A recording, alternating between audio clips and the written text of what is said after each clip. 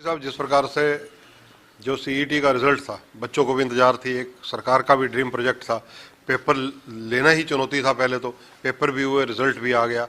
इस रिजल्ट की रेशो क्या रही और आप कितने सेटिस्फाइड हैं सारी चीज़ों से? इस पूरे रिजल्ट से मैं पूरी तरह से सेटिस्फाई हूँ। अगर कोई बच्चा कोई किसी तरह की उसकी कंप्लेंट है तो हमने कल लगभग 100 कैंडिडेट की कंप्लेंट्स का अवलोकन किया, तो कहीं ना कहीं कैंडिडेट की तरफ से ही अधूरी जानकारी थी, तो इसलिए कुछ प्रॉब्लम्स हैं। कोई आधार कार्ड को लेके, पीपीपी को लेके, या उसने क्लेम कुछ किया, नंबर कुछ मिल गए, क्योंकि ये प्रोसीजर 2-3 साल से शुरू था और स्टेटस जो है वो बाद में चेंज होता रहा। बच्चे को भी पता नहीं लगा कि मेरे घर में नौकरी आ गई, पर मेरे नॉन जॉब के नंबर मिल गए, पर जब उसने भरा था उसके घर में नौकरी नहीं थी। जैसा कि आपने सिनेरियो पूछा, तो 11,22,232 जो कैंडिडेट थे उन्होंने अप्लाई किया था और 7,73,572 लोग परीक्षा में बैठे थे, जिनमें से मेल कैंडिडेट 4,77,926 थे और फीमेल 2,95,627 थे। जो ट्रांसजेंडर जिनको हम बोलते हैं वो 19 कैंडिडेट थे और टोटल कैंडिडेट जो क्वालिफाई किए हैं रिजर्व कैटेगरी और जनरल के, वो 3,57,562 संख्या है, जिनमें मेल 2,25,005 और फीमेल 1,32,551 और जो ट्रांसजेंडर हैं वो 6 लोग क्वालिफाई हुए हैं। इस तरह से 3,57,562 लोग कुल क्वालिफाई हुए हैं और जिन्होंने परीक्षा दी थी ऐसे 4,16,010 कैंडिडेट जो हैं वो डिसक्वालीफाई हुए हैं, जो 50% और 40% की रेशो को अचीव नहीं कर पाए। खत्री साहब, जो ये चयन प्रक्रिया अपनाई गई, रिटन टेस्ट था, सारा कुछ था, इसमें पारदर्शिता का भी दावा किया जा रहा है। अब कितनी पोस्टें हैं, इनको कब तक भरा जाएगा और इसमें कितने बच्चों को इनमें से बुलाया जाएगा पोस्टों के अगेंस्ट? अभी हमारे पास सरकार की तरफ से जो सी क्लास के लिए हैं वो 30,369 पोस्टें जो हैं वो आई हुई हैं। इसमें टीजीटी की अलग से 7,500 हैं और पुलिस की लगभग 6,000 पोस्टें आई हैं। टीजीटी तो अलग स्टेट के आधार पे होगी, पुलिस सीईटी से ही होगा।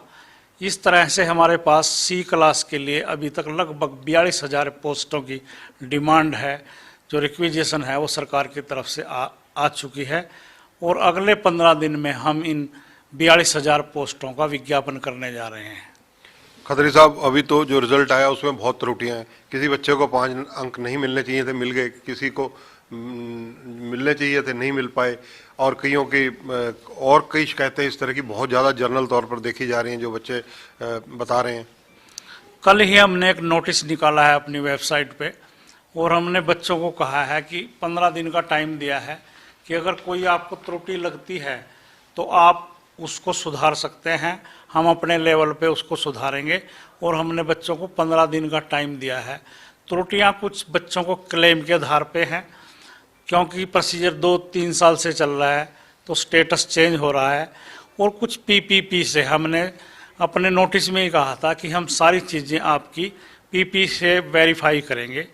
तो जैसे किसी बच्चे ने क्लेम किया कि मेरे घर में नौकरी नहीं है और उसके घर में नौकरी वाकई नहीं है, तो हमने तो एक सरकार की तरफ से जो नोटिफिकेशन है कि जो नॉन जॉब के नंबर हैं वो केवल उन लोगों को मिलेंगे जिनकी वार्षिक आय 1,80,000 रुपये से कम है। तो बच्चे ने तो क्लेम कर दिया कि मेरे घर में नौकरी नहीं है, मगर एक सरकार की तरफ से कैप भी तो लगा हुआ है ना कि नॉन जॉब के नंबर सिर्फ उसको मिलेंगे जिसकी वार्षिक इनकम 1,80,000 से कम है। कोई बच्चा है, उसने कहा कि मेरे घर में तो नौकरी है, फिर भी आपने मेरे को 5 नंबर दे दिए। जब उसने फार्म भरा था उस टाइम उसके घर में शायद नौकरी नहीं थी और उसने क्लेम किया और उस क्लेम को हमने एज इट इज मान लिया। अब सारी चीज़ें वेरिफिकेशन पे जा रही हैं, जिसकी कोई त्रुटि है उसको हम ठीक करेंगे, चाहे हमारे लेवल पे होगी चाहे कैंडिडेट के लेवल पे। खत्री साहब, मैं आपकी बात से इससे सहमत नहीं हूँ कि बच्चे ने जब फार्म भरा, मैं आपको एक एग्जांपल देता हूँ। एक सगे भाई बहन है, उन्होंने भरा, बहन को तो 5 नंबर नहीं मिले, भाई के 5 नंबर जोड़ दिए गए, जबकि उस परिवार में सरकारी नौकरी है।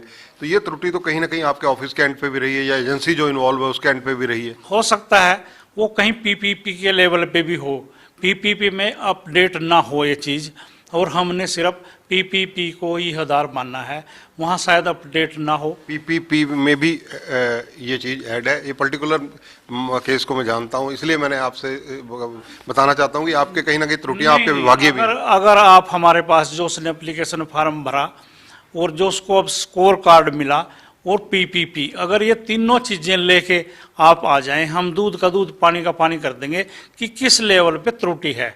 ऐसा नहीं है, कहीं ना कहीं तीनों स्टेजों पे कहीं ना कहीं एक स्टेज पे त्रुटि है, इसलिए ऐसा हुआ है, वरना नहीं होता ऐसा। खत्री साहब, सीईटी को क्वालिफाइंग बनाने के लिए क्या विचार चल रहा है? क्या सरकार को कोई लेटर लिखी है आपने? नहीं, हम सरकार के नियमों को फॉलो करते हैं और जो सीईटी का ड्राफ्ट है वो सरकार ने तैयार किया है, मंत्रिमंडल में पास हुआ है। इसमें किसी तरह का जो बदलाव है, करना नहीं करना, ये सरकार के लेवल पे है।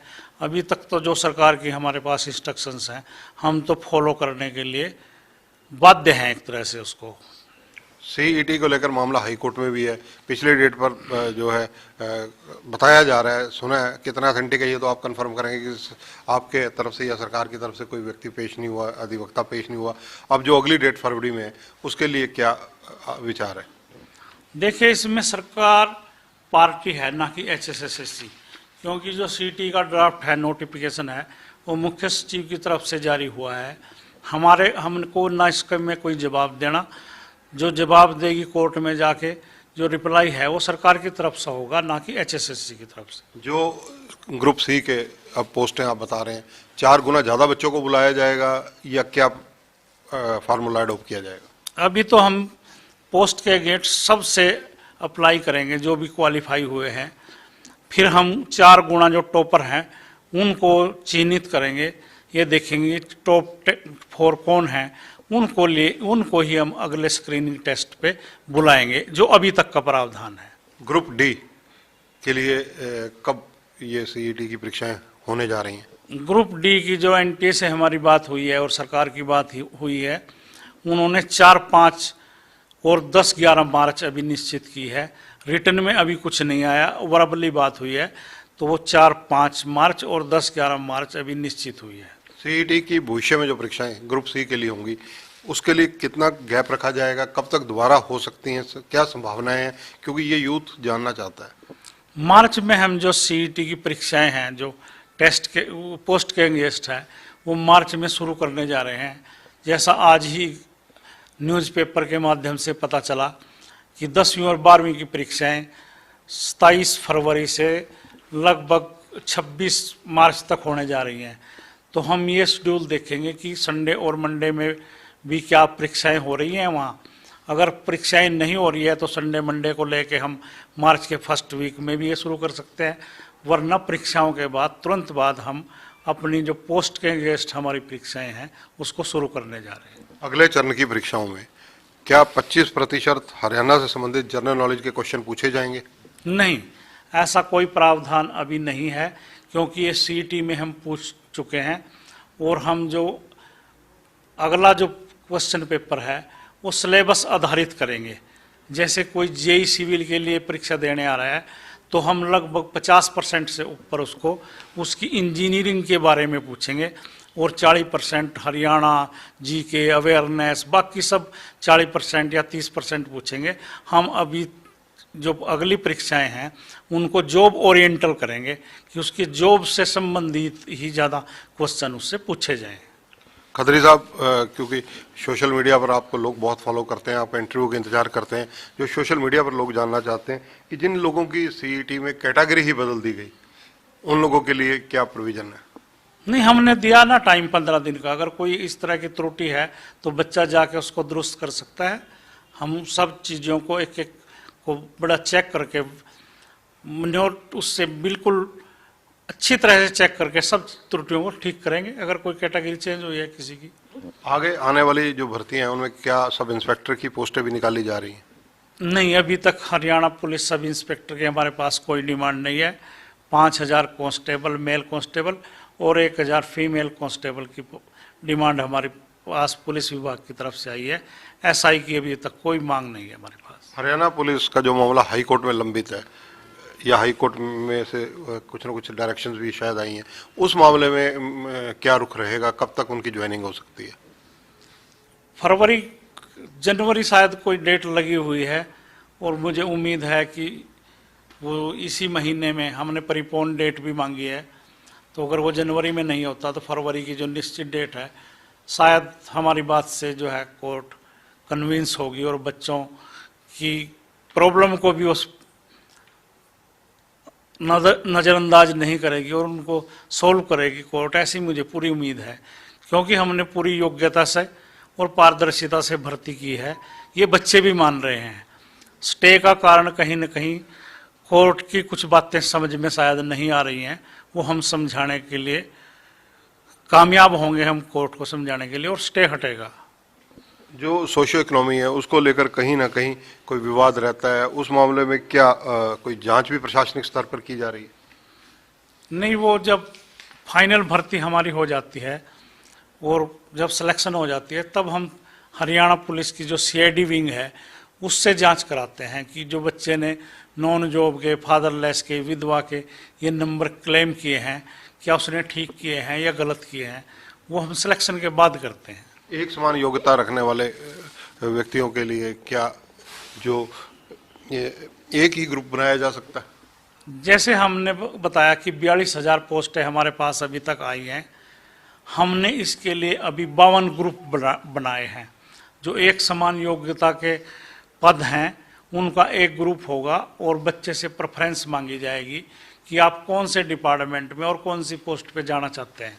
ये प्रॉब्लम हमको सिर्फ जो सिंपल ग्रेजुएट या सिंपल +2 क्वालिफिकेशन के लोग हैं वहाँ थोड़ी सी ये दिक्कत है, वरना हमने टेक्निकल पोस्टों ये कोई दिक्कत ही नहीं है।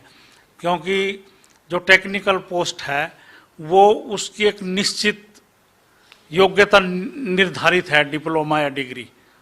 इसी तरह से अगर देखा जाए तो ये चर्चाएं कि 10+2 वालों के लिए जो ग्रुप है वो 10 से 12 ग्रुप बनाए गए हैं। हाँ, इस तरह के बनाए हैं कि अगर किसी का +2 में साइंस जरूरी है या कॉमर्स जरूरी है या उसको मेडिकल नॉन मेडिकल जरूरी है, तो इस तरह के ग्रुप बनाए हैं। अगर किसी में क्वालिफिकेशन किसी भी स्ट्रीम से +2 या किसी भी स्ट्रीम से ग्रेजुएशन है, उसके कॉमन हमने ग्रुप बनाए हैं। आईटीआई इंस्ट्रक्टर की पेंडिंग जो रिजल्ट्स हैं वो कब तक आने की संभावना है? इस पे हम आज से ही काम शुरू करने जा रहे हैं, और ये जो रिजल्ट डिले हुए हैं इसका कारण ये था कि जो हमारे प्रोग्रामर या ऑपरेटर थे, कंप्यूटर ऑपरेटर, वो पिछले कई दिन से, लगभग 10 दिन से एनटीए के ऑफिस दिल्ली में व्यस्त थे, और हम इस पे जो हमारी 12-13 कैटेगरी 12/19 जो आईटीआई की है उस पे आज से ही हम प्रोसेस शुरू करने जा रहे हैं। अगर मैं एक और सवाल लेना चाहूँ कि वन टाइम रजिस्ट्रेशन टोटल कितने लोगों ने कराई थी, अगर आपको आंकड़ा याद हो? 11,22,000। तो अगर अब ये माना जाए कि ये भर्तियां मार्च अप्रैल में प्रक्रिया शुरू हो जाएगी, जिनके अब बच्चे पास हुए हैं, तो इनको कब तक अगर रिजल्ट आ जाएंगे आगे, और कब तक ये सुनिश्चित माना जाए कि इन बच्चों को रोजगार मिल जाएगा? सितंबर अक्टूबर तक हम प्रयास करेंगे कि सारी भर्ती हो जाए, और सितंबर अक्टूबर में अगला जो सीईटी है 2023 का, उसका आयोजन किया जाए। खत्री साहब, बड़ा